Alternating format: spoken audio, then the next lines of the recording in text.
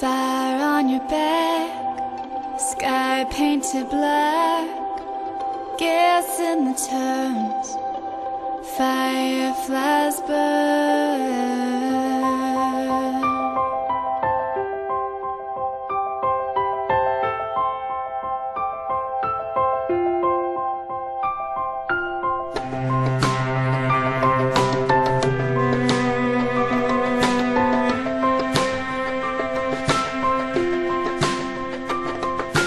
Tiptoeing time, falling behind, losing your way, learning to pray, brilliant parade, blind masquerade, waltzing in place, weaving through space.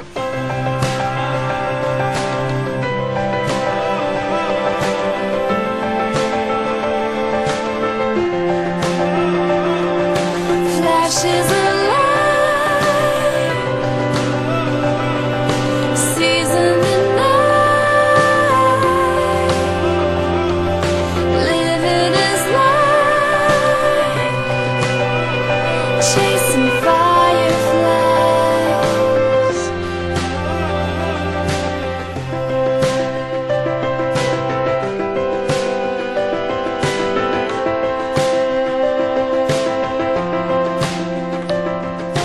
Twist and proof, turning from youth, laughing and fade, swinging too late, loosening lips, lost battleships, fighting the lies, burning inside, flashes of light,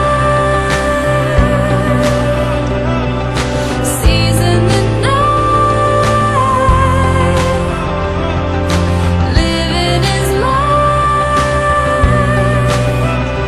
chasing fireflies. A gallery of could-be's, a library of should-be's, a destiny of would-be's waiting at your door. The mystery of maybes, a history of save-me's, a risk we're taking, waiting at your door. Flashes of light, seasons of light, living is life, chasing fireflies.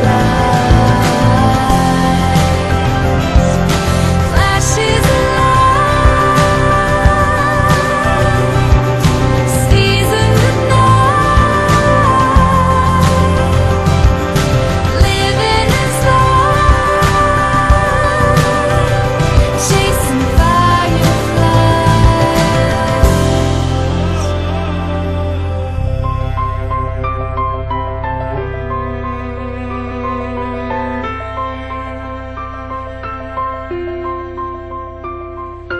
Fire on your back, sky painted black, gas in the turns, fireflies burn.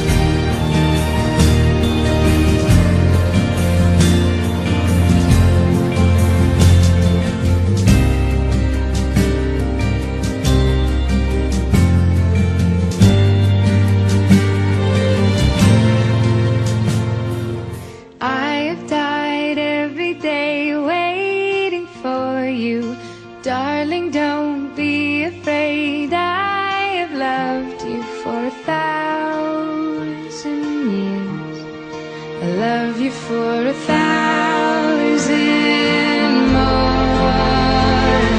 And all along I believed I would find you. Time has brought your heart to me. I have loved you for 1,000 years. I love you for 1,000 more.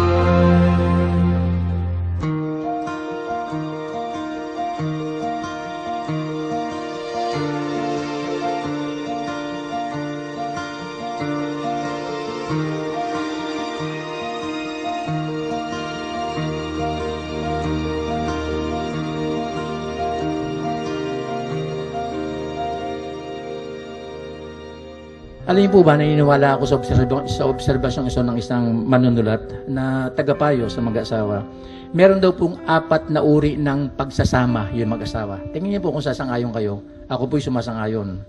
The good, sabi niya po, the good marriage, o the happy, the good, the tolerable, at saka sa bearable. Ilalagay ko sa Tagalog dahil mas maganda ang dating. 4 na uri ng pagsasama ng mag-asawa sa kasalukuyan, pwede mong hatiin sa 4 na bagay. Unang-una, masaya. Pangalawa, maganda. Pangatlo, maari-ari na. Pang-4, matitiis pa. Malungkot na obserbasyon para sa akin, pero talagang totoo po yun. At naniniwala tayo na hindi lahat ng mga nagpapatuloy sa kanilang pagkasama ay merong masaya at magandang pagsasama. Kung naniniwala tayo ng Biblia ang ating batayan at ang ating gabay sa ating pumuhay, ito ang sinasabi ng salita ng Diyos. Hindi niya dinesign ang pag-aasawa para angkinin ng bawat isa. Gusto ng Diyos, mula umpisa hanggang katapusan, kasama siya. Napansin niyo po may aking binasa? Tingnan niyo po, kapansin-pansin ka din sa aking binasa, 3 beses pinanggit ang salitang in vain, unless, in vain. Pagbibigay diin, mga kapatid, na nais ng Diyos na ipresenta ang kanyang sarili mula umpisa hanggang katapusan ng pag-asawa, kasama siya. Sa 3 binabasa kong talatang ito, sinasabi ng Diyos na siya ang tagapagtayo. Unless the Lord builds the house, its builders labor in vain. Hindi lamang siya tagapagtayo, siya ang tagapag-ingat. Maraming threat sa pag-asawa. Marami. Trabaho, babae, etc. Pero nagpipresinta ang Diyos hindi lamang na siya maging tagapagtayo, kundi tagapag-ingat, tagaprotekta. At higit sa lahat, dapat siyang kilalanin palagi na mag-asawa na tagapagbigay ng lahat ng kanilang pangangailangan. Isipin mo sa umpisa pong yun, mula sa pagtatayo hanggang sa pagbigay, gusto ng Diyos na meron siyang bahagi. Alam niyo po, nung una, ang palaging sinasabi, ang araw na ito ay binukod upang papag-isahin sa banal na pag-aasawa ang magkasintahan. Palagi ko na pong inudugtong yung salitang banal na pag-asawa at pagsasama. Alam po ang dahilan? Dati ang sinasabi ko lang, banal na pag-aasawa. Pero ngayon, idinadagdag ko na, banal na pag-aasawa at pagsasama. Alam po ang dahilan? Ito po ang dahilan. Marami ng mag-asawa ang hindi nagsasama at marami nagsasama na hindi mag-asawa. Yun lang po ang dahilan. At ang okasyong ito ay pagsasabi na kinakailangan ang taong kinakasal at pinag-iisa ay hindi lamang magiging isa bilang mag-asawa, kundi magsasama hanggang sa katapusan. Hindi ko alam kung ano magiging ngayon, medyo mahirap mo kaunti, aalis si Michelle pagkatapos, at hindi ko alam kung magkakaroon ng pagkakataon para talaga magsama ng matagal. Ako po ay nasa Calapan na, ang asawa po ay nasa Manila. Pero ginagawa pa rin namin lahat ng paraan para manalangin araw-araw. Salamat sa promo ng mga cellphone. Kaya nanalangin po kami araw-araw. 5:30, alam niya na tawag ako sa umaga para manalangin kami kahit sa cellphone lamang. Mindoro at saka Manila. Huwag tayong manghinayang sa maliit na halaga para lamang magkaroon ng komunikasyon sa ating mahal na asawa. Pangatlo, palagi kayong sasamba na magkasama. Hanggat meron pagkakataon. O kaya kung magkahiwalay kayo, i-check nyo. Nag-church ka ba? Kamusta? Nag-church ka ba ng Sunday? Mahalagang paalala yun para sa isa. Pangapat, hayaan niyong palagi ang Diyos, ang salita ng Diyos ang maging gabay sa inyong kaugnayan. Ang Diyos, ang arkitekto ng pag-asawa, nasa kanya ang blueprint, alam niya kung paano ito gagawin. Hindi pwedeng hindi kasama ang Diyos. Tapos, makapag-fellowship kayo sa mga couples na kinikilala na hiwalay sa Diyos, hindi rin nila kayang magtagumpay sa pag-asawa. Maganda yon. Dahil lahat tayo kumikilala sa ganoong pangangailangan. Pang-anim, huwag niyo sasaraduhan ng komunikasyon sa bawat isa. Palagi kayong mag-uusap. Mahalaga palagi yung pag-uusap. Sabi po nila sa pag-uusap, huwag mong isasara ang iyong bibig sa taong pinagbuksan mo ng iyong puso. Huwag mong isasara ang iyong bibig sa taong pinagbuksan mo ng iyong puso. Kasi kung minsan, pag nagkakatagalan na, maganda pag nagniniligawan, maganda yung mga salita, hindi ba sa text, sa usapan. Pero pag mag-asawa na kung minsan, napuputol na ang ganitong komunikasyon na isang unting-unting sisira sa kaugnayan na mag-asawa. Pampito. Ito, lalo na sa mga lalaki, napakahalaga. Pampito. Hindi kaduwagan ang humingi ng tulong kung sa inyong palagay, meron kayong problemang hindi nyo ma-resolve bilang mag-asawa. Hindi isang kaduwagan ang humingi ng tulong kung alam yung nandun kayo sa estado na talagang hindi nyo na ma-resolve ang inyong problema. Mas mabuting lumapit sa nakakaalam para matulungan kayo na magtagumpay. Kailanman ay hindi ninanais ng Diyos na ang kanyang pinag-isa ay paghiwalayin ng tao. Palagi natin binabanggit yung katapusan ng seremonya.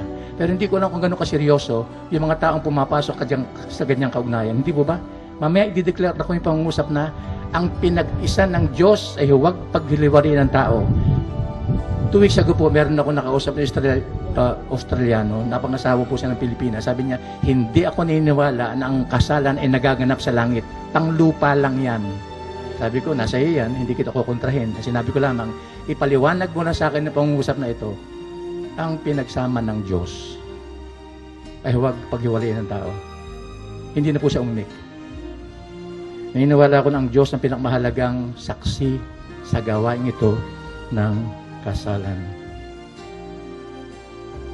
Ang dalawang nanay ni ito ay simbolo na ginamit sila ng Diyos para bigyan ng buhay ang dalawang nilalang na ikakasal. Mamaya ang dalawang buhay na yon ay magiging isa. Ryan, tinatangka po ba si Michelle na maging tunay mong asawa sa buong pag-ibig at karangalan, sa buong tungkulin at paglilingkod, sa buong pananampalataya at pagsunod upang mabuhay na kasama niya at mahalin siya, alinsunod sa utos ng Diyos sa banal na tali ng matrimonyo? Opo, tinatanggap ko po.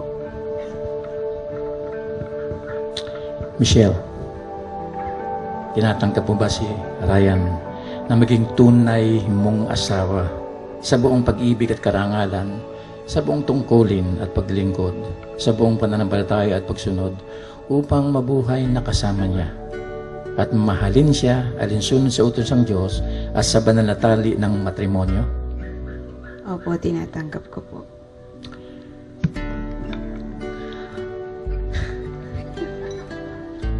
Hindi bawal umiyak, okay? Bus na po. Labsy. Thank you for coming into my life. Salamat for giving my life direction and making it meaningful. Words can express how much I love you, how blessed I am for having you in my life. Salamat, Labsy, for accepting me and my family unconditionally. I know I'm not a perfect husband material. I have a lot of shortcomings. But despite all my flaws and imperfections, you still manage to love me with all your heart. Distance is only a testament of how strong our relationship is. We've been through ups and downs, but you never gave up on me. Salamat sa pagtitiyaga at pagmamahal na binigay mo sa akin. I will never forget all the good times and bad times, all the laughters and tears, simply because I spent the rest with you.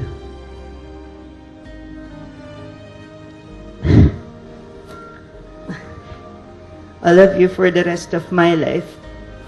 I'm still your best friend, your #1 supporter, your admirer, your lover, and most especially your forever partner. I love you so much.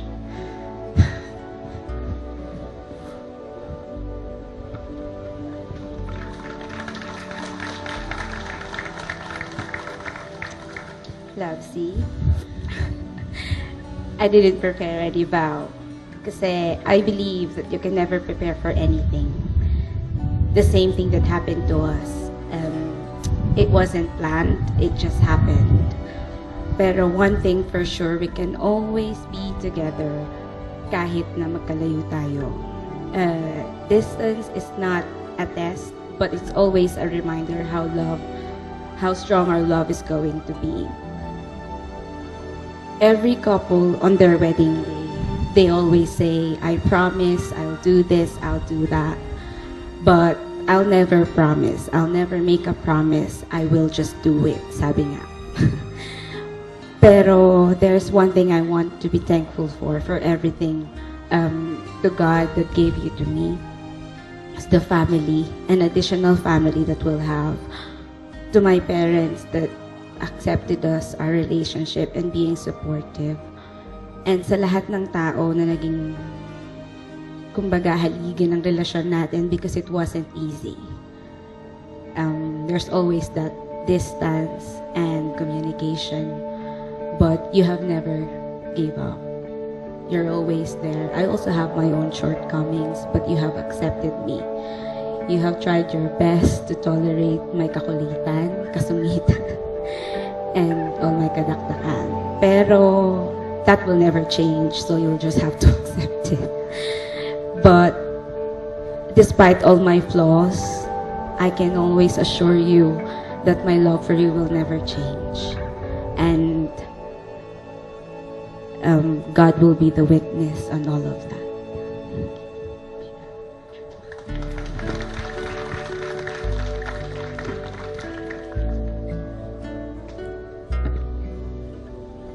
Ang singsing na ito ibinibigay ko sa Michelle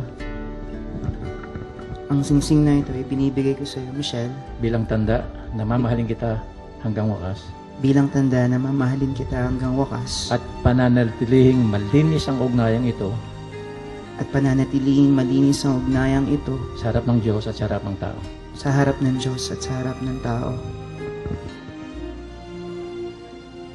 Michelle, ang singsing na ito ay binibigay ko sa iyo, Ryan, Ang singsing na ito ay binibigay ko sa iyo, Ryan, bilang tanda na mamahalin kita hanggang wakas bilang tanda na mamahalin kita hanggang wakas at pananatilihing malinis ang ugnayang ito at pananatiling malinis ang kaugnayan nito sa harap ng Diyos at sa harap ng tao. sa harap ng Diyos at sa harap ng tao.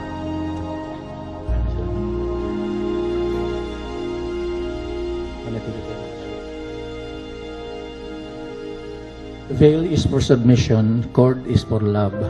Ang hindi nalalaman ko minsan ng mga taong dumadaan sa ganitong symbolism, itong dalawang ito ay unconditional command ng God. Ang babae ay palaging magpapasakop sa lalaki. Hindi pwedeng sabihin ng babae, magpapasakop lang ako kung mahal mo ako. Kapareho din sa lalaki, isang pananagutang binibigay ng Diyos sa lalaki na ibigin ng kanyang asawa. Hindi pwede sabihin kailanman ni Ryan, iibigin kita hanggat nagsasubmit ka sa akin. Kung hindi, mahihirapan ako. Pareho itong pananagutang diretso para sa Diyos at dapat gawin ng bawat isa sa harapan ng Diyos bilang pananagutan niya. Hindi sa tinapay lamang nabubuhay ang tao, kundi sa bawat salitang lumalabas sa bibig ng Diyos. Uulitin ko muli. Sinabi ni Jesus, hindi sa tinapay lamang nabubuhay ang tao, kundi sa bawat salitang lumalabas sa bibig ng Diyos. Alam mo, Ryan, Michelle, alam ng Diyos ang ating pangangailangan. Alam ng Diyos na meron tayong dalawang uri ng pagkain na dapat kainin sa araw-araw. Isang pagkaing material at saka isang pagkaing spiritual. Sa totoo lang po, hindi po madaling tanggapin yung pananagutan upang maging pangalawang mga magulang na mga bata. At napakagandang pangusap noon. Kaya nga pangalawang magulang, ang tatawag natin sa kanila inaanak. At alam kong namili at nag-isip ang magkasintahang